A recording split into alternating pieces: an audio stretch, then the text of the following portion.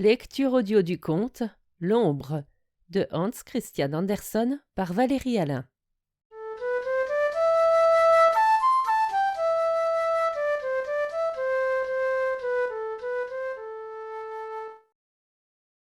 Un jour, un savant homme des pays froids arriva dans une contrée du sud.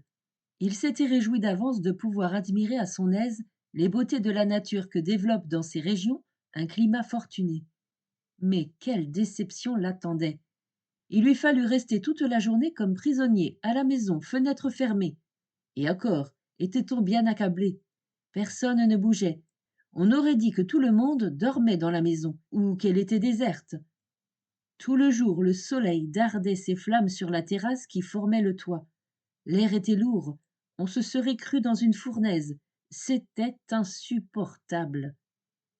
Le savant homme des pays froids était jeune et robuste, mais sous ce soleil torride, son corps se desséchait et maigrissait à vue d'œil. Son ombre même se rétrécit et rapetissa, et elle ne reprenait de la vie et de la force que lorsque le soleil avait disparu. C'était un plaisir alors de voir, dès qu'on apportait la lumière dans la chambre, cette pauvre ombre se détirer et s'étendre le long de la muraille. Le savant homme à ce moment se sentait aussi revivre. Il se promenait dans sa chambre pour ranimer ses jambes engourdies et allait sur son balcon admirer le firmament étoilé. Sur tous ces balcons, il voyait apparaître des gens qui venaient respirer l'air frais. La rue aussi commençait à s'animer. Les bourgeois s'installaient devant leurs portes, des milliers de lumières scintillaient de toutes parts. Il n'y avait qu'une maison où continuât à régner un complet silence. C'était celle en face de la demeure du savant étranger. Elle n'était pas inhabitée, cependant. Sur le balcon verdissaient et fleurissaient de belles plantes. Il fallait que quelqu'un les arrosât. Le soleil, sans cela, les aurait aussitôt desséchées. La soirée s'avançait. Voilà que la fenêtre du balcon s'entr'ouvrit un peu. La chambre resta sombre. De l'intérieur arrivèrent de doux sons d'une musique que le savant étranger trouva délicieuse, ravissante. Il alla demander à son propriétaire quelles étaient les personnes qui demeuraient en face. Le brave homme lui répondit qu'il n'en savait rien. Une nuit, le savant étranger s'éveilla. Il avait, le soir, laissé la fenêtre de son balcon ouverte. Il regarda de ce côté, et il crut apercevoir une lueur extraordinaire rayonner du balcon de la maison d'en face.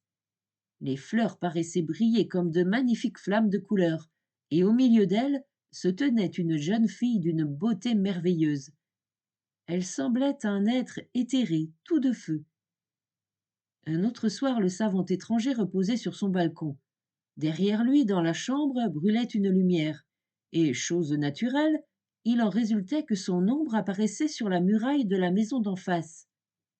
L'étranger remua, l'ombre bougea également, et la voilà qui se trouve entre les fleurs du balcon d'en face. Je crois, dit le savant étranger, que mon ombre est en ce moment le seul être vivant de cette mystérieuse maison. Tiens, la fenêtre du balcon est de nouveau entr'ouverte. Une idée. Si mon ombre avait assez d'esprit pour entrer voir ce qui se passe à l'intérieur et venir me le redire. Oui, continua-t-il, en s'adressant par plaisanterie à l'ombre. Fais-moi donc le plaisir d'entrer là. Cela te va-t-il? Et en même temps, il fit un mouvement de tête que l'ombre répétait, comme si elle disait oui. Eh bien, c'est cela, reprit-il. Mais ne t'oublie pas et reviens me trouver. À ces mots, il se leva, rentra dans la chambre et laissa retomber le rideau. Alors, si quelqu'un s'était trouvé là, il aurait vu distinctement l'ombre pénétrer lestement par la fenêtre d'en face et disparaître dans l'intérieur. Le lendemain, comme il ne faisait plus si chaud, le savant étranger sortit. Le ciel était couvert de nuages. Mais voilà qu'il se dissipe. Le soleil reparaît. Qu'est-ce cela? S'écrie l'étranger qui venait de se retourner pour considérer un monument. Mais c'est affreux! Comment? Je n'ai plus mon ombre! Elle m'a pris au mot. Elle m'a quitté hier soir. Que vais-je devenir? Le soir, il se remit sur son balcon, la lumière derrière lui. Il se dressa de tout son haut, se baissa jusque par terre, fit mille contorsions. puis il appela hum, et psst, psst, l'ombre ne reparut pas. Décidément, ce n'était pas gai. Mais dans les pays chauds, la végétation est bien puissante. Tout y pousse et prospère à merveille. Et au bout de 8 jours, l'étranger aperçut, à la lueur de sa lampe, un petit filet d'ombre derrière lui. Quelle chance, se dit-il. La racine était restée. La nouvelle ombre grandit assez vite. Au bout de 3 semaines, l'étranger s'enhardit à se montrer de jour en public, et lorsqu'il repartit pour le nord, sa patrie, on ne remarquait plus chez lui rien d'extraordinaire. De retour dans son pays, le savant homme écrivit des livres sur les vérités qu'il avait découvertes et sur ce qu'il avait vu dans ce monde méridional. Un soir qu'il était dans sa chambre à méditer, il entend frapper doucement à sa porte. « Entrez » dit-il. Personne ne vint. Alors il alla ouvrir lui-même la porte, et devant lui se trouva un homme d'une extrême maigreur. Mais il était habillé à la dernière mode. Ce devait être un personnage de distinction. « À qui ai-je l'honneur de parler » dit le savant. « Oui, je le pensais bien que vous ne me reconnaîtriez pas, » répondit l'autre. « Je ne suis pas bien gros, j'ai cependant maintenant un corps véritable. Vous continuez à ne point me remettre ? Mais je suis votre ancienne ombre. Depuis que je vous ai quitté, j'ai acquis une belle fortune. C'est ce qui me permettra de me racheter du servage où je me trouve toujours vis-à-vis de vous. » « Non, permettez que je revienne de ma surprise, » s'écria le savant. « Voyons, vous ne vous moquez pas de moi ? » « Du tout, » répondit l'ombre. « Mon histoire n'est pas de celle qui se passe tous les jours. Lorsque vous m'avez autorisé à vous quitter, j'en ai profité, comme vous le savez. Cependant, au milieu de mon bonheur, j'ai éprouvé le désir de vous revoir encore une fois avant votre mort, ainsi que ce pays. Je sais que vous avez une nouvelle ombre. Ai-je à lui payer quelque chose parce qu'elle remplit mon service ? Et à vous, combien devrais-je si je veux me racheter ? » « Comment ? C'est vraiment toi ?» dit le savant. « Jamais je n'aurais eu l'idée qu'on pouvait retrouver son ombre sous la forme d'un être humain. »« Partons si j'insiste, » reprit l'ombre. « Quelle somme ai-je à vous verser pour que vous renonciez à l'autorité que vous avez toujours sur moi ? » « Laisse donc ces sornettes, » dit le savant. « Comment peut-il être question d'argent entre nous ? Je t'affranchis et je te fais libre comme l'air. Je suis enchanté d'apprendre que tu as si bien fait ton chemin dans ce monde. Seulement je te prie d'une chose. Raconte-moi tes aventures depuis le moment où tu t'es faufilé par la fenêtre du balcon dans la maison d'en face de celle que nous habitions. »«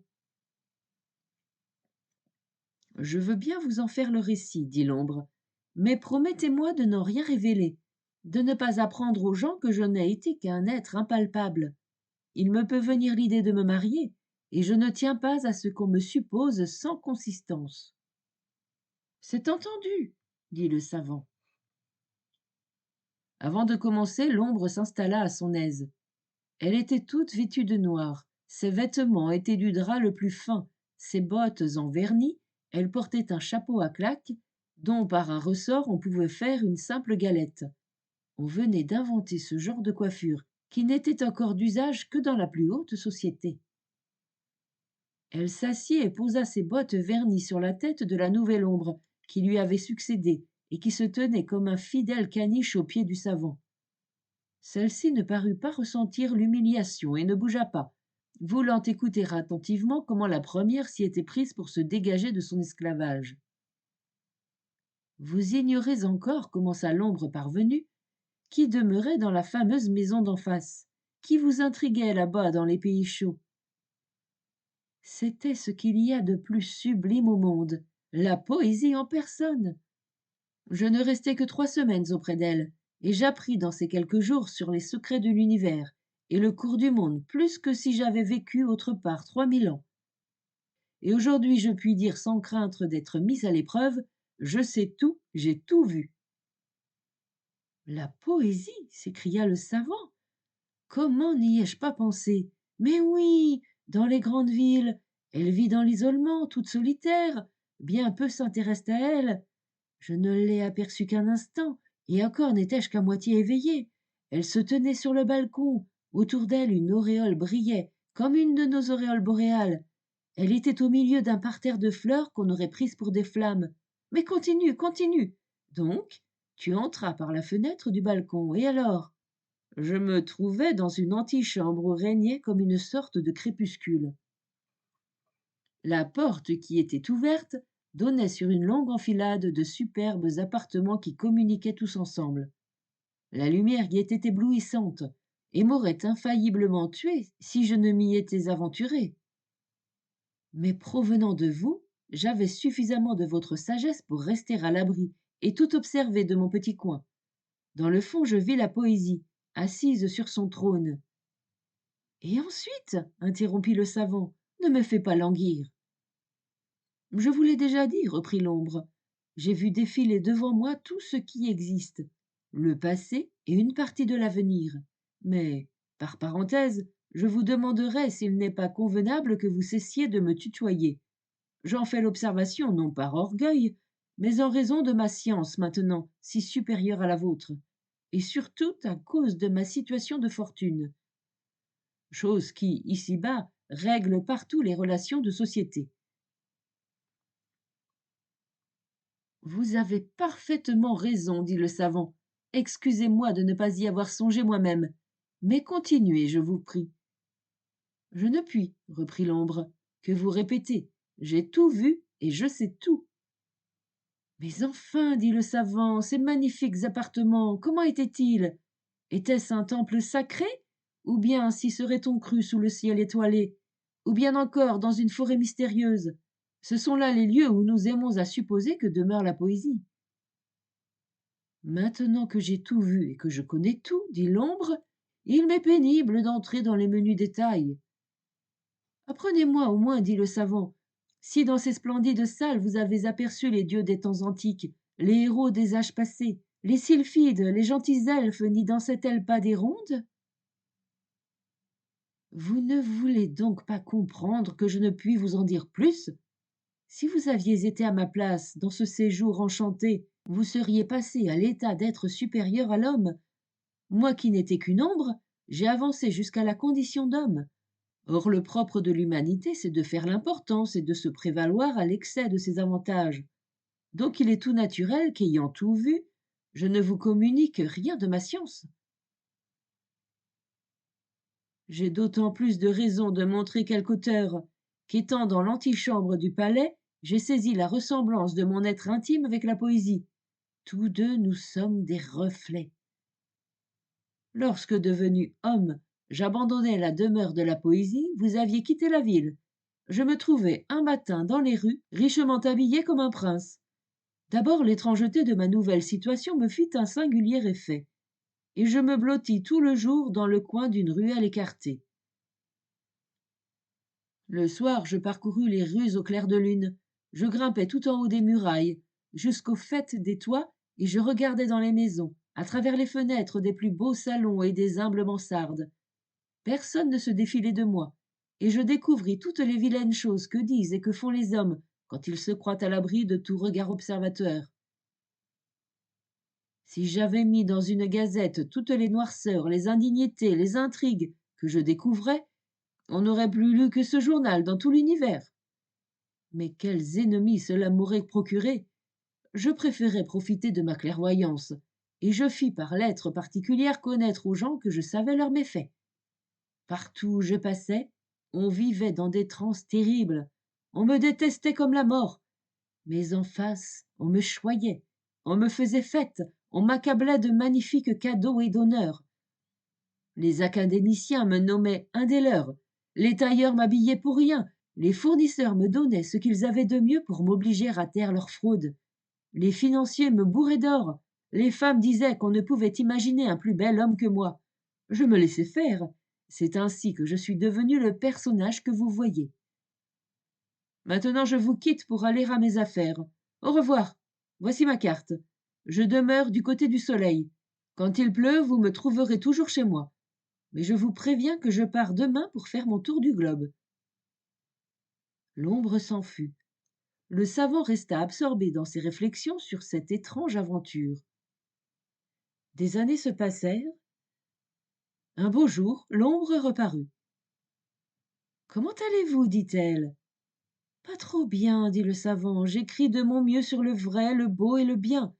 Mais mes livres n'intéressent presque personne, et j'ai la faiblesse de m'en affecter. Vous me voyez tout désespéré. Ce n'est guère mon cas, dit l'ombre. Voyez comme j'engraisse, et comme j'ai bonne mine. C'est là le vrai but de la vie. Vous ne savez pas prendre le monde tel qu'il est, et exploiter ses défauts. Cela vous ferait du bien de voyager un peu. Justement, je vais repartir pour un autre continent. Voulez-vous m'accompagner? Je vous défrayerai de tout.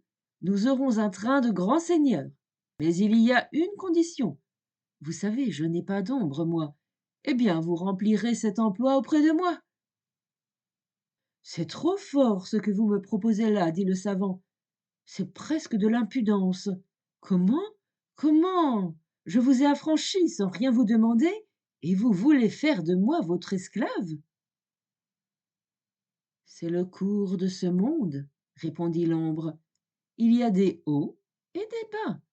Les maîtres deviennent des valets, et quand les valets commandent, ils font les tyrans. Vous ne voulez pas accepter? À votre aise. L'ombre repartit de nouveau. Le pauvre savant alla de mal en pis. Les peines et les chagrins vinrent le harceler. Moins que jamais on faisait attention à ce qu'il écrivait sur le vrai, le beau et le bien. Il finit par tomber malade. Mais comme vous maigrissez, lui dit-on, vous avez l'air d'une ombre. Ces mots involontairement cruels firent tressaillir l'infortuné savant. Il vous faut aller aux eaux, lui dit l'ombre qui revint lui faire une visite. Il n'y a pas d'autre remède pour votre santé. Vous avez dans le temps refusé l'offre que je vous faisais de vous prendre pour mon ombre. Je vous la réitère en raison de nos anciennes relations. C'est moi qui paie les frais de voyage. Je suis aussi obligé d'aller aux eaux afin de me faire pousser la barbe, qui ne veut pas croître suffisamment pour que j'aie l'air de dignité qui convient à ma position. Donc vous serez mon compagnon.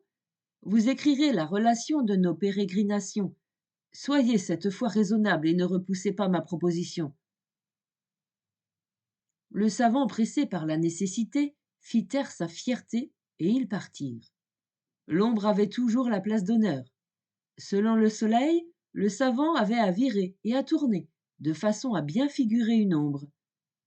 Cela ne le peinait ni ne l'affectait même pas. Il avait très bon cœur, il était très doux et aimable, et il disait que si cette fantaisie faisait plaisir à l'ombre, autant valait la satisfaire. Un jour il lui dit: Maintenant que nous voilà redevenus intimes comme autrefois, ne serait-il pas mieux de nous tutoyer de nouveau? Votre proposition est très flatteuse, répondit l'ombre d'un air pincé qui convenait à sa qualité de maître. Mais comprenez bien ceci, que je vais vous dire en toute franchise. Je me sentirais tout bouleversé si vous veniez me tutoyer de nouveau. Cela me rappellerait trop mon ancienne position subalterne. Mais je veux bien, moi, vous tutoyer. De la sorte, votre désir sera accompli, au moins à moitié. Et ainsi fut fait, le brave savant ne protesta pas. Il paraît que c'est le cours du monde, se dit-il, et il n'y pensa plus. Ils s'installèrent dans une ville d'eau, où il y avait beaucoup d'étrangers de distinction, et entre autres la fille d'un roi, merveilleusement belle. Elle était venue pour se faire guérir d'une grave maladie. Sa vue était trop perçante, elle voyait les choses trop distinctement, et cela lui enlevait toute illusion. Elle remarqua que le seigneur nouvellement arrivé n'était pas un seigneur ordinaire. On prétend qu'il est ici, se dit-elle, pour que les eaux fassent croître sa barbe. Moi je sais à quoi m'en tenir sur son infirmité, c'est qu'il ne projette pas d'ombre. Sa curiosité était vivement éveillée, et à la promenade, elle se fit aussitôt présenter le seigneur étranger. En sa qualité de fille d'un puissant roi, elle n'était pas habituée à user de circonlocution. Aussi dit-elle à brûle-pourpoint: Je connais votre maladie, vous souffrez de ne pas avoir d'ombre. Vos paroles me remplissent de joie, répondit l'ombre. Elles me prouvent que votre Altesse royale est sur la voie de guérison et que votre vue commence à se troubler et à vous abuser. Loin de ne pas avoir d'ombre, j'en ai une toute extraordinaire. C'est dans ma nature de rechercher tout ce qui est particulier, et je ne me suis pas contenté d'une de ces ombres comme en ont les hommes en général. J'ai pour ombre un homme en chair et en os. Qui plus est, de même que souvent on donne à ses domestiques pour leur livrer un drap plus fin que celui qu'on porte soi-même, j'ai tant fait que cet être a lui-même une ombre. Cela m'est revenu bien cher. Mais encore une fois, je raffole de ce qui est rare. Que me dites-vous là? S'écria la princesse. Ô bonheur, mes yeux commencent à me tromper. Ces os sont véritablement admirables. Ils se séparèrent avec les plus grands saluts. Je pourrais cesser ma cure, se dit-elle, mais je veux encore rester quelque temps. Ce prince m'intéresse beaucoup. Le soir, dans la grande salle de bal, la fille du roi et l'ombre firent un tour de danse. Elle était légère comme une plume, mais lui était léger comme l'air. Jamais elle n'avait rencontré un pareil danseur. Elle lui dit quel était le royaume de son père. L'ombre connaissait le pays, l'ayant visité dans le temps. La princesse, alors, en était absente. L'ombre s'était amusée, selon son ordinaire, à grimper au mur du palais du roi et à regarder par les fenêtres, par les ouvertures des rideaux et même par le trou des serrures.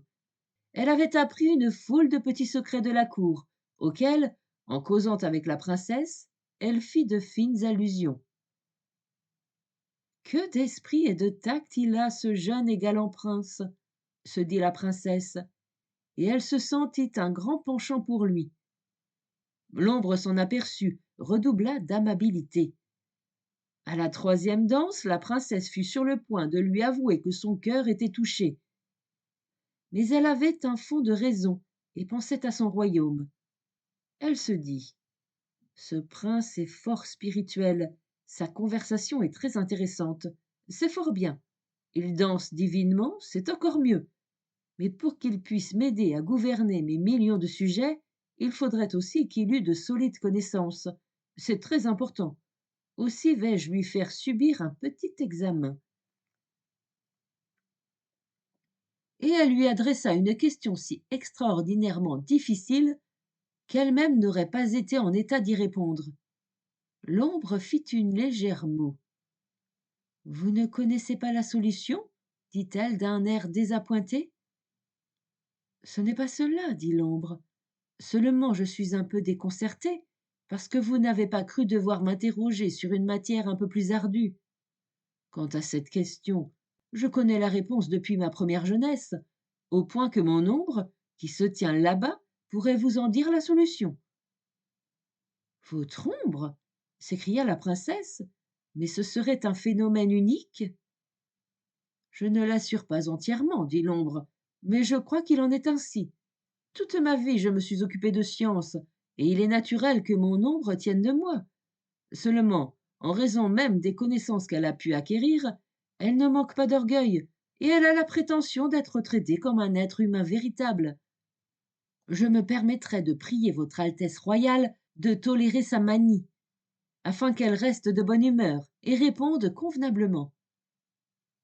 Rien de plus juste, dit la princesse. Elle alla trouver le savant qui se tenait contre la porte, et elle causa avec lui du soleil et de la lune, des profondeurs des cieux et des entrailles de la terre. Elle l'interrogea sur les nations des contrées les plus éloignées. Il ne resta pas court une seule fois, et il apprit à la princesse les choses les plus intéressantes. Celui qui a une ombre aussi savante, se dit-elle, doit être un véritable phénix. Ce sera une bénédiction pour mon peuple, que je le choisisse pour partager mon trône. Ma résolution est prise. Elle fit connaître ses intentions à l'ombre, qui les accueillit avec une grâce et une dignité parfaites. Il fut convenu que la chose serait tenue secrète jusqu'au moment où l'on serait de retour dans le royaume de la princesse. C'est cela, dit l'ombre, nous ne laisserons rien deviner à personne. pas même à mon ombre. Elle avait ses raisons particulières pour prendre cette précaution. Écoute bien, mon ami, dit l'ombre à son ancien maître le savant. Je suis arrivé au comble de la puissance et de la richesse, et je pense à faire ta fortune. Tu habiteras avec moi le palais du roi, et tu auras 100 000 écus par an. Mais prends bien en note, tu passeras plus que jamais pour mon ombre, et tu ne révéleras à personne que tu as toujours été un homme. Non, je ne veux pas tremper dans cette fourberie. À moi, il serait égal d'être votre inférieur. Mais je ne veux pas que vous trompiez tout un peuple, et la fille du roi par-dessus le marché. Je dirai tout, que je suis un homme, que vous n'êtes qu'une ombre vêtue d'habits d'homme, un reflet, une chimère. Personne ne te croira, dit l'ombre. Calme-toi, ou j'appelle la garde. Je m'en vais trouver la princesse, dit le savant, et tout lui révéler. J'y serai avant toi, dit l'ombre, car tu vas aller tout droit en prison. La garde arriva et obéit à celui qui était connu comme le fiancé de la fille du roi. Le pauvre savant fut jeté dans un noir cachot. Tu trembles, dit la princesse lorsqu'elle vit entrer l'ombre. Qu'est-il arrivé? Je viens d'assister à un spectacle navrant, répondit l'ombre. Pense donc, mon ombre a été prise de folie. Voilà ce que c'est. À ma suite, elle s'est toujours occupée de hautes sciences, et la tête lui aura tourné. Ne s'imagine-t-elle pas qu'elle a toujours été homme? Mais il y a plus. Elle prétend que je ne suis que son ombre. C'est épouvantable, s'écria la princesse. Elle est enfermée, n'est-ce pas? Oui, certes, dit l'ombre. Je crains bien qu'elle ne se remette jamais. Pauvre ombre, dit la princesse, elle doit être fort malheureuse. Un être aussi mobile qui se trouve claquemuré dans une étroite cellule, ce serait probablement lui rendre un grand service que de la délivrer de son petit souffle de vie. Et puis, dans ce temps de révolution, où l'on voit les peuples toujours s'intéresser à ceux que nous autres souverains sommes censés persécuter, il est peut-être sage de se débarrasser d'elle en secret. Cela me semble bien dur, cependant, dit l'ombre d'un air contrit et en soupirant. Elle m'a servi si fidèlement. J'apprécie tes scrupules, dit la princesse, et je reconnais une fois de plus combien tu as un noble caractère. Mais ceux qui sont chargés d'une couronne ne peuvent pas écouter leur cœur. Donc je m'en tiendrai à ce que j'ai pensé. Le soir, toute la ville fut illuminée splendidement. À chaque seconde retentissait un coup de canon. Les cris de joie du peuple se mêlaient au boum-boum. C'était magnifique. Un superbe feu d'artifice fut tiré devant le palais, et la fille du roi et son époux vinrent sur le balcon recevoir les acclamations. Le bruit étourdissant de la fête ne troubla pas le pauvre savant. Il était déjà mis à mort et enterré.